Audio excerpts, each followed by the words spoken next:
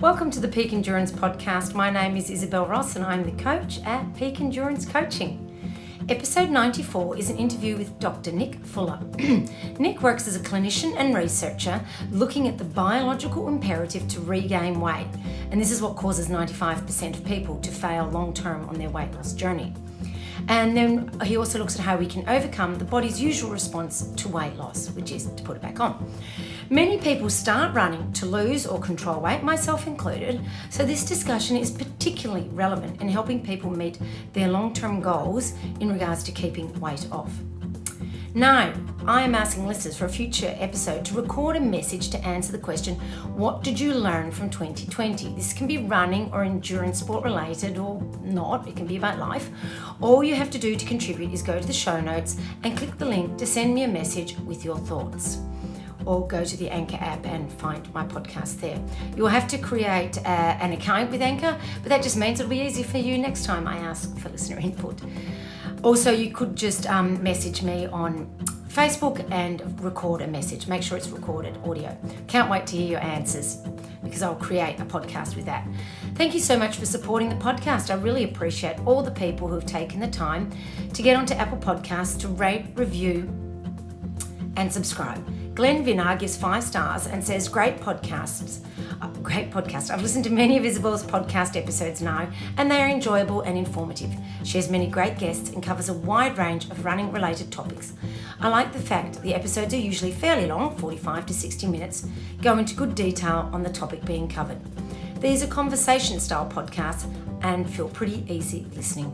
Isabel has a likable personality and I find myself relating to a lot of the things she has to say. Thanks so much, Glenn. I really appreciate it. If you enjoy this episode, please do go on over and rate, review, and subscribe. Are injuries or niggles ruining your enjoyment of running and thus hindering your performance? Get on top of these now and see the specialists at Health and High Performance. They utilise the latest in technology and have a wealth of experience.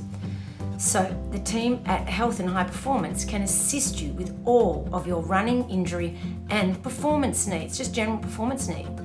So to get back to enjoying your running and achieving the results you know you are capable of, head to healthhp.com.au/run or find them on Instagram, Health High Performance. Health and High Performance are located in Mont Albert, Melbourne, but are available for telehealth appointments not only Australia-wide but also around the world. Contact them on their website to find out more. Wild Earth Australia are the online store to help you make the most of the outdoors with top quality gear at great prices. Peak Endurance Podcast listeners can use the discount code Peak Endurance, which is all capitals, to get 10% off at checkout. Head on over to wildearth.com.au to get everything you need for your next big adventure. As racing comes back with a vengeance, I am getting busier and busier at Peak Endurance Coaching. I now have only a few athlete spots left. If you are interested in structured, individualised training, email me, Isabel, at peakendurancecoaching.com.au to get started. Enjoy the interview with Nick.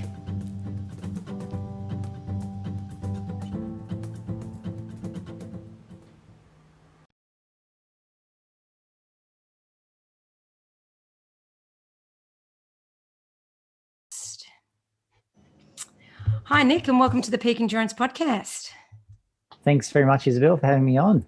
No worries. Now, can you tell the listeners a bit about yourself and your athletic and running background? Sure. So from a work perspective, I work at the University of Sydney, Royal Prince Alfred Hospital, in a state-of-the-art facility, very lucky, called Charles Perkins Centre. So it's basically bringing together clinicians, researchers together in one place. And here at this centre, we have an obesity clinic, weight management service, which is the largest in Australia. And we're literally seeing thousands and thousands of patients every year to help them on their long-term weight loss journey. Obviously, many people that have excess weight also have conditions like diabetes, heart disease, etc. So it's not sometimes just dealing with the weight, but also the conditions, diseases, illnesses that they're also suffering from.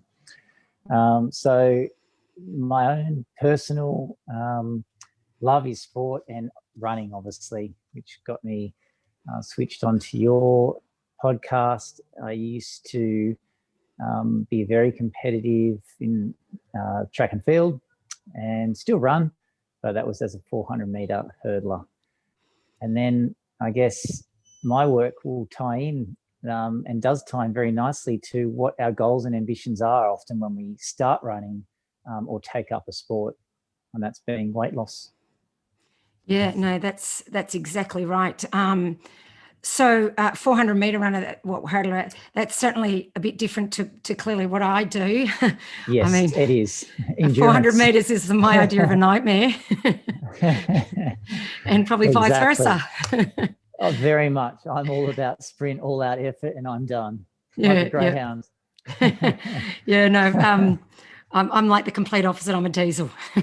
Yep, you are. Now, an obesity clinic.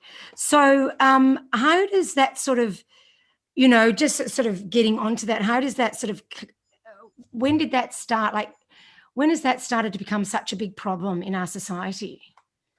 Yeah, so it wasn't a problem for the majority of us before the sort of 1970s. 1970s hit, 1980s in particular, and we see this sharp increase in the prevalence or the number of people that are struggling with their weight. When you look at the statistics now, it's roughly 2 in 3 people when you walk around the streets that are carrying a little bit of extra weight around the midriff, hips, stomach, but clinically diagnosed as overweight or obesity. So look, it's something we're all struggling with. Why at the 1970s, 1980s? Well, we saw a shift in the environment towards what we call the obesogenic environment. There's all these favorite processed foods on every corner of every block. We stopped moving as much. We use cars, motor vehicles to get us from A to B.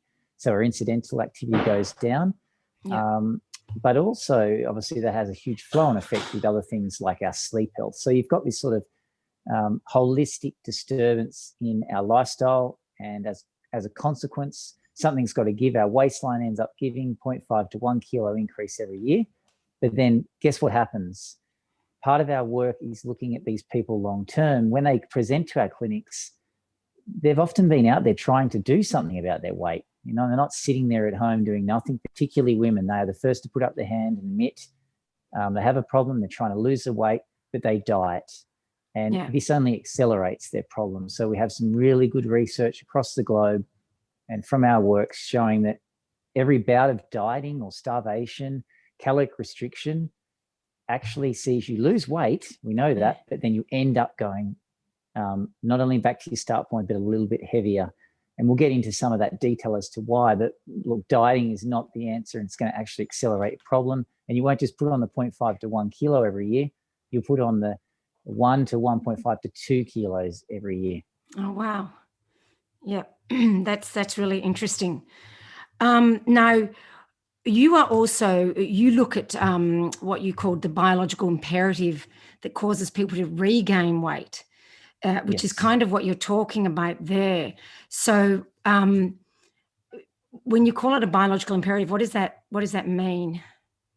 Yes, it can be quite technical, and scientists sometimes aren't very good at breaking it down in layman's terms. But a large part of my work, we work in a clinical setting, helping people face to face. But it's one thing to do that research and work with patients one-on-one, but you've got to be able to translate that to the broader community and talk to people about the implications of not only being overweight, but how you need to deal with that and why it's important to follow evidence-based care so that they don't keep buying into the latest and greatest diets and accelerating their problems. So you asked a very important question there, and it's basically the reason why we are failing long-term. So if we think about it simply, you're struggling with weight. So what do? You go and follow some sort of diet plan, caloric restriction. You do it, and we know you can do it for sort of 4 to 12 weeks. And then we say, what the hell? We'll give in. And because it's too drastic, a change. It's cutting out certain food groups. We're starving, we're miserable. We're following these strict militant exercise programs, etc., and we can't stick to it. So we go back to our old ways. Now, that's one part of it. And often we think, okay, I didn't succeed because of a lack of willpower. I just didn't stick to it long enough. But that's actually not the main reason. Now, some of these diets are better in terms of nutritional balance and easier to stick to, but guess what's going on? It is that biological imperative, which you just mentioned, to regain weight. So what that means is when you start to lose weight, you sign up to a diet. After a few kilos of weight loss, your body fights the weight loss. Your metabolism will go down. Your appetite hormones will change, telling you to eat more. Your thyroid function will be suppressed, which means your metabolism slows. There's basically 8 well-researched biological pathways or physiological responses that take place when you lose weight. So you're unfortunately doomed the minute you sign up to that next diet. And despite the good marketing, rebranding that these diet companies do, this is what's happening. You lose and you regain, you lose, you regain, and you do this 4 to 5 times every year and you accelerate the problem. Look, if diets worked, we wouldn't see this increase in prevalence or number of people. And this is ever since the 70s and 80s where the problem became evident. Guess what? It has boomed. That's the dieting industry. Yeah. Yeah. So, one can see that within society itself, but how does this relate to runners? Yeah, that's, I guess, that is the question, right? So usually when you go out to lose weight, there's several different approaches you can take. We talked about just food, caloric restriction, but often we take up sport. And one of those great loves is running. When we start running, the weight piles off, okay, because we're using a huge part of our engine is burning a lot of energy. And over time, it means, we are putting a lot of calories out and the weight starts to go down. But sadly, for the people that are very heavy starting weights, eventually the body gives way, they get injured and they can't keep up their running routine. So we can sort of tackle how to navigate that. But then secondly, even if they can persist with their training routine, the same thing's going to happen. Their body's going to shut down and the body will fight the weight loss. So if you look at these people that, I guess are on these long-term journeys, they have eventually regained the weight. There's fewer than 5% that can keep that weight off long-term. So it's very small statistics. So 95% are basically going out, following a diet and or sport, running, exercise, and eventually the body's going to shut down. And beyond what basically us scientists can account for.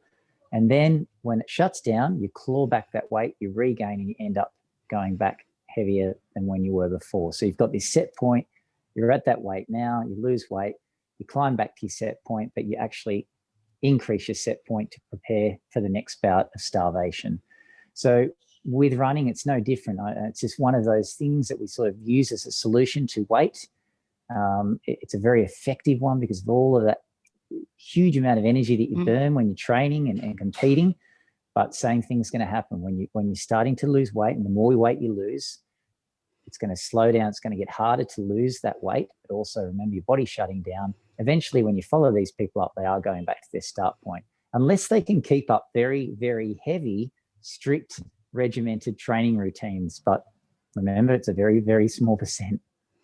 So, what hope is there, and is there any point in taking up exercise to lose weight? Yes, there's definitely hope, and there's 100% you should be taking up exercise to lose weight. Running is a fantastic way of doing that.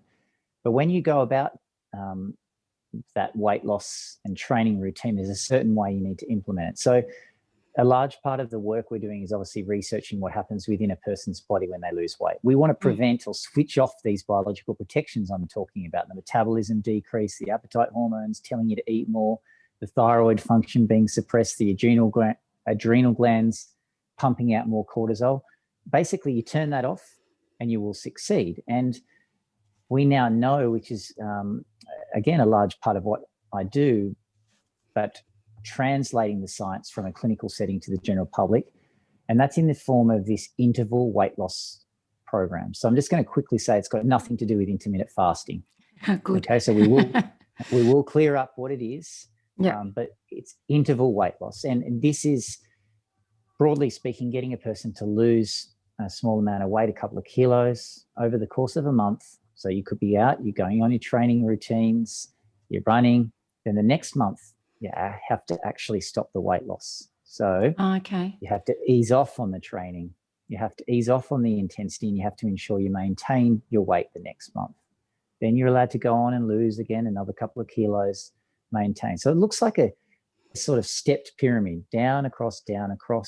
Why 2 to 3 kilos? Because that's the weight loss that we're allowed to achieve before our body then kicks into that fight or flight response and fights the weight loss. Plus 0.5 kilos per week of weight loss is realistic and achievable for most, and it's easy to follow. But the most important thing there is, from the methodology point of view, it's one of these principles which we refer to as you can't fight evolution. You must lose a small amount, 2 kilos, then maintain, then lose, maintain, lose, maintain. So if you're running, you're training, what does it look like? It's probably higher intensity training, greater volume of training 1 month. The next month, you ease off on the training, you ease off on the intensity. And this is also allowing us to achieve our training goals, prevents injuries and setbacks. Then you kick it up again and you train hard again, lose another couple of kilos. So it actually helps you long-term with your training anyway, and importantly, will help you with your long-term weight loss. So this sort of approach allows a person to lose up to 12 kilos a year. So it's roughly 2 kilos every second month. Now, look, typically it's a bit frustrating for someone when they first hear this, because they're like, I want to lose 12 now. Yeah. Sure, you can lose 12 now, but you'll put 13, 14 back on just as quick. So it's about seeing that long-term picture and implementing into your training routine that will help you not only with training, preventing injury, but also long-term weight loss. So what I'm hearing is obviously when the body stops you losing weight, it's trying to protect itself because it thinks a period of starvation is coming along.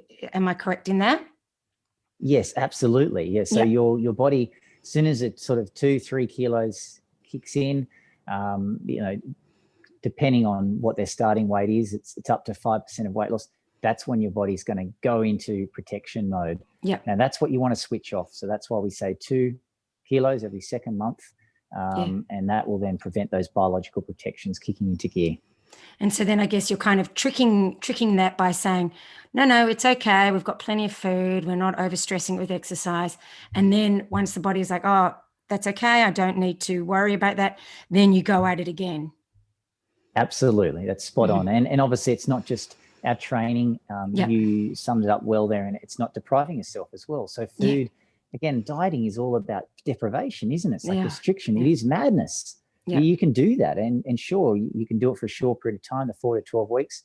You're miserable. Your body's malnourished. You're going to get injured, especially if you're training hard.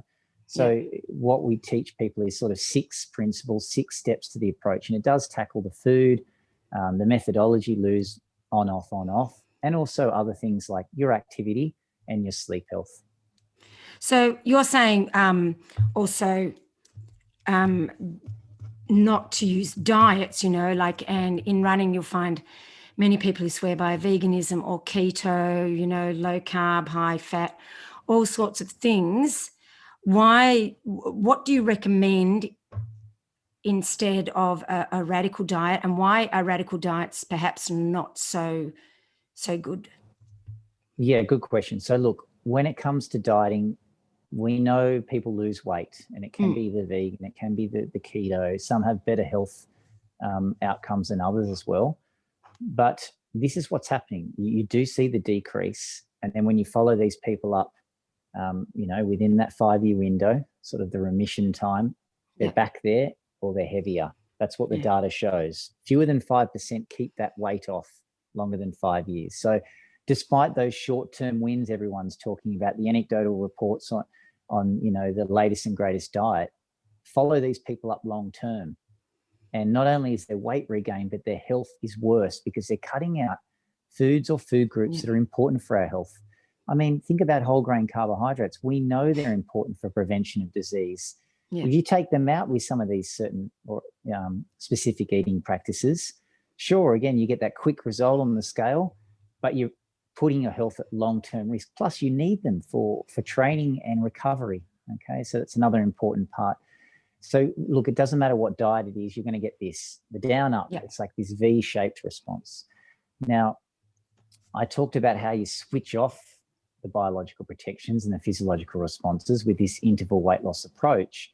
Again, this is the dietary and eating approach you need to be taking. So within that, there is 6 principles. There's plenty of information online about this, and I've also written 3 books on it. Okay. But basically, it's saying to a person it's much simpler than we've been taught. You don't need to be counting calories. Just simply switching from processed packaged foods to more wholesome, nutritious foods, from your whole grains, your protein, and your fat sources. Every meal is balanced. You see a reduction in 500 calories per day anyway. So don't worry about counting calories and weighing out grams of food. You have to focus on big to small throughout the day. Breakfast is the most important meal, and dinner is the most important from a social and cultural, but it's the least important from portion. So we get a person to go from big to small, and we get them to sit down and use something they're uncomfortable with at the evening mealtime, like chopsticks, a teaspoon, an oyster fork, to slow down their eating habits. I like that. Yeah, it's simple, it's easy, and it really does make you think about what you're putting into your mouth. I mean, this whole dieting and on-the-go eating has basically meant we don't appreciate what we're putting into our body, and we don't allow time for the appetite signaling system to be working between organs such as your stomach and your brain, telling you you're full. So, you know, again, this approach, this IWL approach, is saying, hey, eat big to small, roughly 3/5 of food at breakfast, 2 at lunch, 1 at dinner. Keep going back for salad and vegetables. Don't cut out foods and food groups. You can have whole grain carbs, you can have protein, and you can have fat at every meal. It needs to be balanced. And take that complexity out of the calorie counting and all of that, because, again, your body's far smarter than that. Simply switching to more wholesome, nutritious foods does see an incidental reduction in your calories anyway. And you only need a small reduction to achieve that 2 kilos of weight loss every second month, especially if you're focusing on a lot of training. What about if you're already basically eating a healthy diet, and as a runner, and you're perhaps not obese, but you're wanting to lose some weight to, you know, for race weight or whatever it is, and you're eating a basically healthy diet, you just want to lose a few kilos, but what do you do then? Yeah, so this is good too. And we're now doing a lot more research with athletes because they have to make weight for sports. And we want to prevent them weight cycling, because often they will restrict, make weight, and then guess what? The weight goes back. And then long term, when they retire, they're in a really bad position. Yes. And very similar to a serial dieter in terms of what happens to their weight trajectory long term. It blows out. So if you're in that position and you're already eating healthy, great. But you can also reassess what you should be putting into your body. I mean, this information does clear up a lot of misconceptions. Often we think we should be cutting out those foods, certain fruits, dairy, etc., because of the mixed messaging through media, and again, what diets push. But a lot of that is nonsense, and those foods are good for our health, but also weight management. So I guess just make sure it is nutritionally complete. And then secondly, certainly don't deprive. Sometimes you actually need an increase in food consumption to see a decrease in your weight. Yes. So it might seem crazy, but sometimes you're not putting enough food in your body. And guess what? Your body's learnt to shut down, and you actually need to increase it. But increasing it from, the nature's treats, the nuts and seeds, the olive oils, the fruits, all of these things that make us feel good, but also fill us up for long periods of time and add the nutrition you need.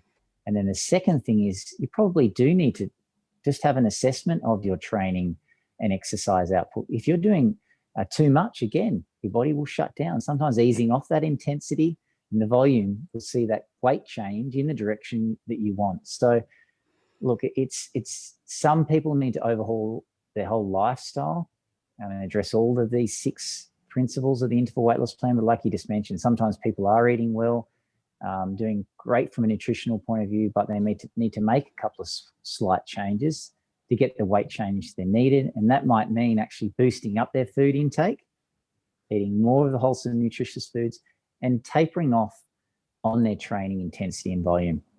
It seems counterintuitive, but yes, it does work, doesn't it? Definitely. It does, absolutely sounds counterintuitive. It's hard for a person to get their head around, but that's how what's happening within your body. It's very, very smart. It's not, and people who are used to training hard seem to, I think, sometimes feel that things need to be tough, and so they need to be hungry and work hard. But sometimes being a little bit kinder to the body pays dividends, I guess. 100%. You have to listen to your body. You'll need to give it the rest. Endurance will not keep improving if you're going all guns blazing all the time. The same thing happens with weight. You have to allow yourself the rest and the recovery and all of that good food. The more good food you give it, the better it's going to thrive. The more your metabolism is going to go up. So you really need to, I guess, rethink what you're putting into your body, because sometimes you think you're doing the right thing, but often you're not. And there might be one or two tweaks you need to make. Yep. No, that's very true. Now, you mentioned sleep before. What effect does sleep have upon our weight? Yeah, a lot. So if you're sleep deprived, sure, you're not going to be able to train as well, and your output's not going to be as great, but you also make poor lifestyle choices. So when you wake up, you might, skip on the session or reduce what you plan to do, but you're also going to default for what you believe is an easier food choice, being the convenience store or the fast food or the processed food, something coming out of a packet. So when you have good sleep and quantity of sleep, you're more likely to prepare good food and put good food into your body, train better, and then consequently has a flow-on effect with your sleep health. So we simply tell people it's one of those principles. It's no blue light after twilight. What you need to do is switch off your devices, technology, blue light, in the evening time for at least an hour, if not 2 hours before bed, to allow your brain to basically say it's nighttime instead of daytime, because blue light does suppress melatonin production, and that's just going to keep you awake. And even if you do fall asleep, you're going to wake up and probably suffer from insomnia. So look, just allow yourself the time before bed where you're not using devices. Read a book. And does that include television? Yeah, it does. Try and switch off the TV. Even though the blue light, wavelength emission is going to vary enormously, you need to switch it off. Think about doing something different during that time, because you will notice a change. It might not happen straight away. It might take a month or two, but eventually it's going to have a good flow-on effect with your health and your sleep. Yep. Now, what about caffeine?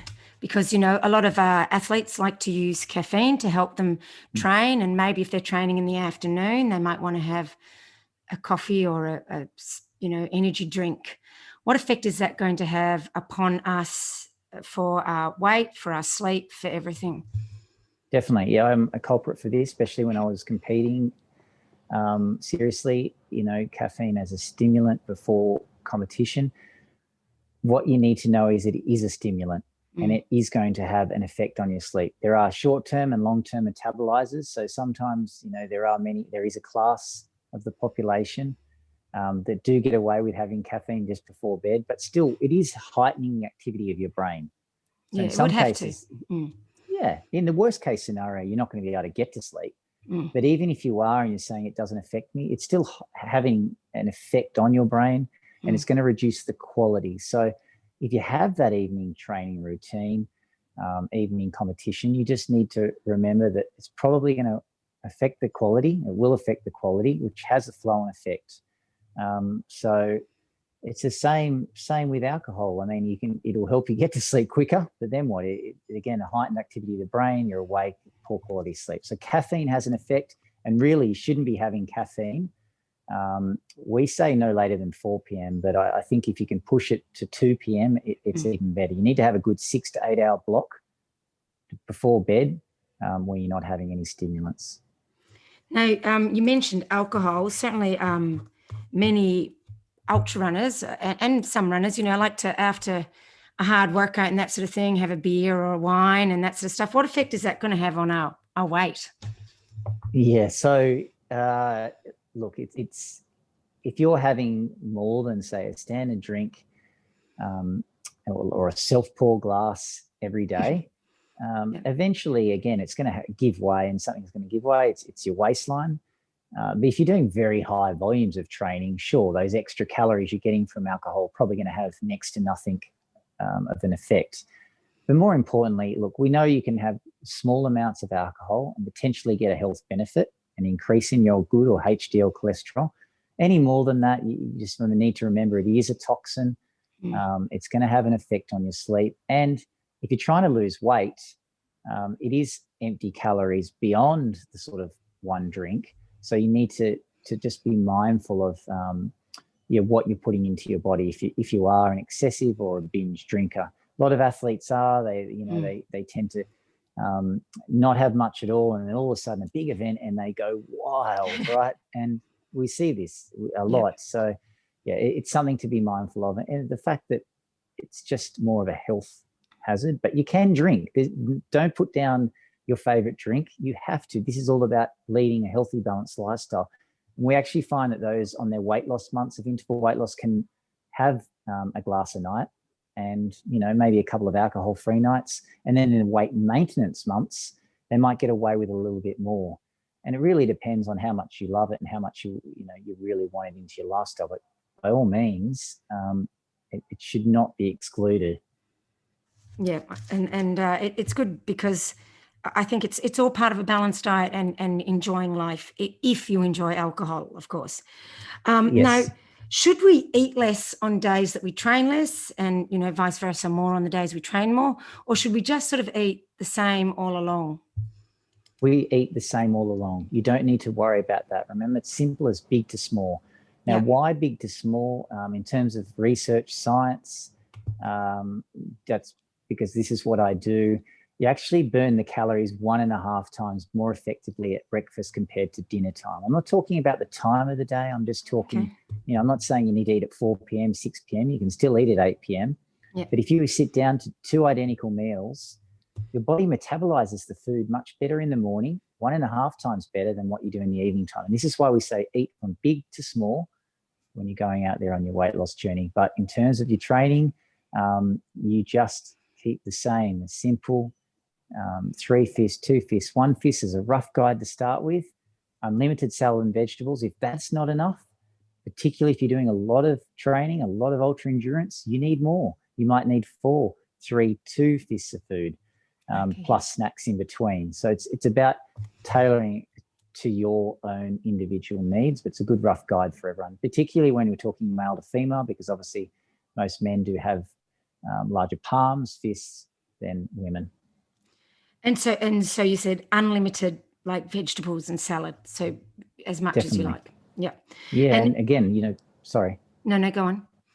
I was just going to say, it's one of those things where we worry about certain vegetables. The dieting issues, like don't eat potatoes, don't eat pumpkin. It's madness. Don't eat.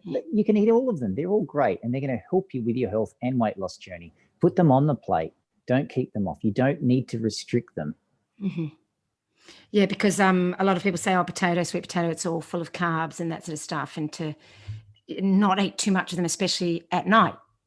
Nonsense. Yeah, absolute nonsense. Good to hear. And when you're talking about snacking, what sort of things are okay for snacking? Some people will go for like a protein bar or a muesli bar. What do you think of those sorts of things? I guess as a priority, you want to reach for nature first, okay? Yeah. Another key principle, those 4 words, what does it mean? It means having something in its natural state, but something that's high or naturally high in sugar and or fat. So examples are nuts and seeds, avocado, olive oil, fruits, plenty of naturally occurring sugars. Why these foods? Because they're full of fiber, full of vitamins and minerals, but also because they actually trigger all of those feel-good hormones in the brain. And what we're doing at the moment is we're reaching for the processed packaged ones that also release the feel-good hormones, feel-good chemicals. But what you've got to do is retrain your brain to go back for nature's treats. What we used to get during our time as ancestors, we used to seek out and hunt out honey, nuts and seeds. They were our go-to options. When food was available, we would, gorge at the sight of high-calorie, nutrient-dense food. So you have to do the same. It's going to help you with your training and also, importantly, fill you up for long periods of time and your long-term health outcomes. So you've got to surround yourself with them. If you don't have them around you at all times, it's going to be much easier to go to the vending machine or the fast food takeaway corner store. Yeah. Now, what about the role of liquids like water and those sorts of things, and say, sports drinks and that sort of thing? Yeah. Right. So I guess when you are doing a lot of training, you're depleting a lot of minerals, and you are requiring a little bit of extra water for hydration. But we do get a lot of water from, again, nature's treats, the wholesome, nutritious foods. So in most instances, we're going to be hydrated from having a nutritionally balanced diet. But the very simple message is you need to have a glass of water before every meal, okay? Before breakfast, before morning tea, before lunch, before afternoon tea. And then you need to be tailoring it off in the evening time so it doesn't disrupt your sleep. You don't want to be up all night urinating. So try and put the bulk at the start of the day. And very simple cue for people is just have a glass or 2 glasses before every meal, particularly at the start of the day, and then taper off. And maybe you don't have that glass before the evening meal, because there's a lot of people that forget to drink. It also helps you curb whether you're actually hungry or just bored. This has been particularly relevant during COVID, where people start working from home. They go to the kitchen every 2 seconds looking for something, reach for food. So, make yourself a herbal tea. That doesn't include green tea because that's also caffeinated, or some water, but have it, before each meal. It's a good simple way of implementing it in your life. Yep. Personally, myself, unfortunately, my first drink of the morning is probably coffee, but I'll try for water.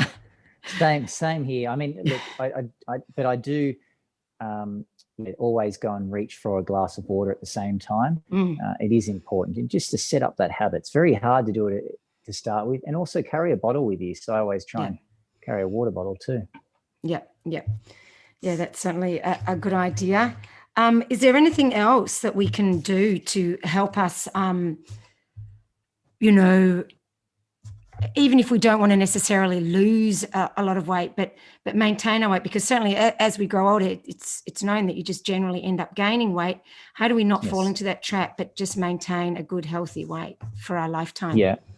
Yes. Good question. So what tends to happen, particularly for women going through menopause, they do see that increase in weight. Now, why? Look, hormones play a very minor role. What is largely happening is the lifestyle's changing, and it's not compensating for that, again, reduction in metabolism that you see, which is basically a process known as sarcopenia, where you see a decline in muscle mass over the age of 40, both men and women. That's important to highlight. But then you go through, this stage of your life, and you do put on 5, maybe 2, 5, or even 10 kilos. What you don't want to do, remember, is react by dieting. I do encourage you just to equip yourself with this information. Go to the library and borrow one of these interval weight loss books. So even the latest one does tackle menopause. It will talk you through what is happening to your body during this time and how to mitigate the weight gain that comes with it. And I guess the most important thing is, look, don't fear it. Don't worry about the weight or excess weight you might be carrying. There is hope. Just don't react. We want you to follow evidence-based care. It is much simpler than the dieting industry is made out to believe. They want you to keep buying their diets and failing. But you still got to be accountable. Okay, you got to be accountable to yourself. And often we come up with these identity excuses. Just change those into identity accountability statements to make yourself accountable. Log your weight over time, once a week, same time, same day. And it keeps an eye on things. If you notice it's starting to go up, it's probably time for another weight loss month. That will keep you within that healthy weight range. And then secondly, remember equipping yourself with the information on what you should be doing for good health. As you mentioned, a lot of listeners are in great healthy weight ranges, but you might need to make a slight tweak or two to improve your long-term health. If you're cutting out the whole grains, the dairy, certain fruits, veggies, all these things we're talking about, it's going to have an effect on your long-term health, and it might increase your risk of disease, lifestyle disease like heart disease, type 2 diabetes. So jump on that now, make the necessary changes, and they're not going to have a detrimental effect on your weight. They're going to have a positive effect by including them, and a positive effect on your health. Yeah. Now, you were quite clear about saying it was not intermittent fasting. What is wrong with intermittent fasting? Okay, from a health point of view, look, we know it is beneficial because we would often go long periods of time without food. Okay, we would have to hunt sometimes days to get food, and hence our body, it's same genes in the modern day environment. You implement that intermittent fasting, long periods of time without food. Of course, it's going to have health benefits. But why do we do it? We're doing it for decreasing our waistline, losing weight. It's not the answer. Guess what happens? All of these 5-2, 16-8, etc. approaches lose, and then you put it back on. You lose, you put it back on. These people are no better off. It doesn't achieve any better results than any other diet or traditional caloric restriction. You're still seeing this V-shaped response. And that's because, remember, your body's fighting the weight loss. This is the most important thing for people to understand. It's not due to your lack of willpower. You just can't fight what your body's going to do. And again, it's due to that time as evolution. Our genes haven't changed. You put them in the modern day environment. This evolutionary mismatch happens.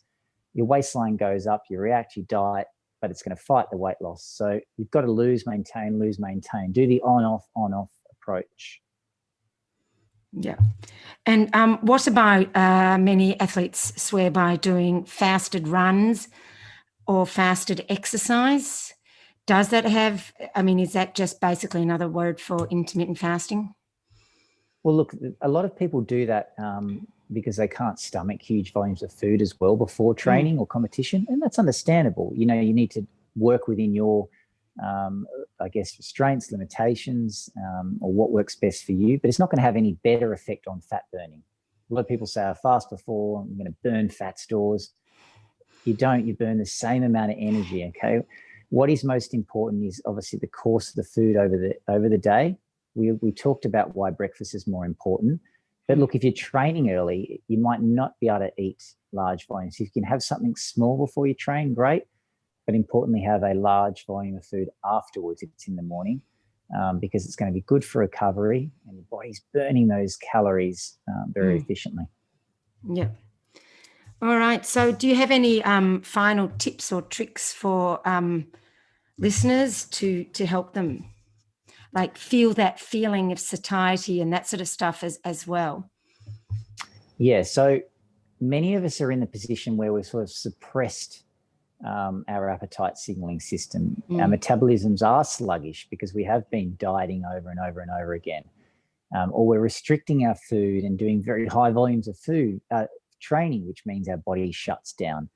So it's about equipping yourself with the information, making these slight adjustments to your life, and implementing what is really 6 simple steps, because that will help you with your long-term weight trajectory if you have to lose weight, or in the instances where you need to maintain your weight.